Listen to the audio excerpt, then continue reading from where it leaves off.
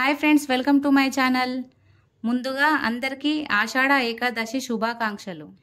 ఉపవాసానికి చేసుకునే ఈ సాబుదానా కిచడిని ఎలా చేయాలో చూపిస్తాను. సాబుదానా కిచడికి కావాల్సినవి: నానబెట్టుకున్న సాబుదానా, పల్లీలు, పచ్చిమిర్చి, ఉడికించుకొని కట్ చేసుకున్న ఆలు. ముందుగా సాబుదానాను శుభ్రంగా కడిగి 6 గంటల పాటు నానబెట్టి తీసుకోవాలి. ముందుగా గ్యాస్ వెలిగించి ఒక కడాయి పెట్టుకొని కడాయి హీట్ అయిన తర్వాత పల్లీలు వేసుకొని వేయించుకోవాలి. పల్లీలు కలర్ చేంజ్ అయ్యేంత వరకు వేయించుకోవాలి. పల్లీలు బాగా వేగిపోయాయి. పల్లీలను ఒక ప్లేట్లో తీసుకోవాలి.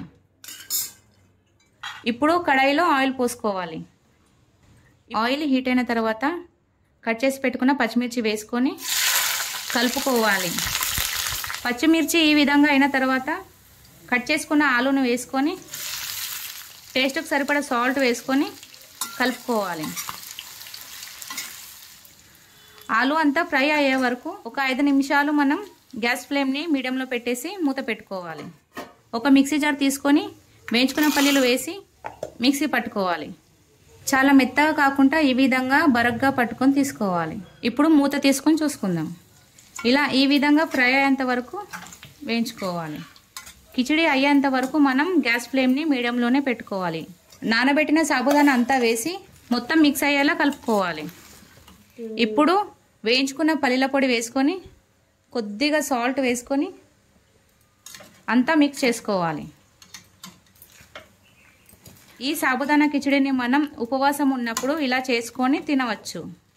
ఈ కిచిడిని మనం ఉపవాసం ఉన్నప్పుడు తింటాము కాబట్టి ఇందులో ఎటువంటి మసాలాలు వేసుకోకూడదు.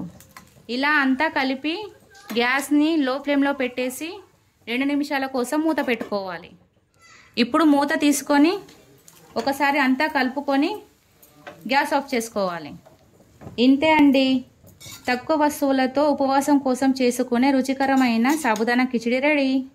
ఇలాంటి మరిన్ని వీడియోల కోసం నా ఛానల్ని లైక్ చేయండి, షేర్ చేయండి, సబ్స్క్రైబ్ చేసుకోండి. అలాగే ఎలా ఉందో మీరు కూడా ట్రై చేసి కామెంట్ చేయండి.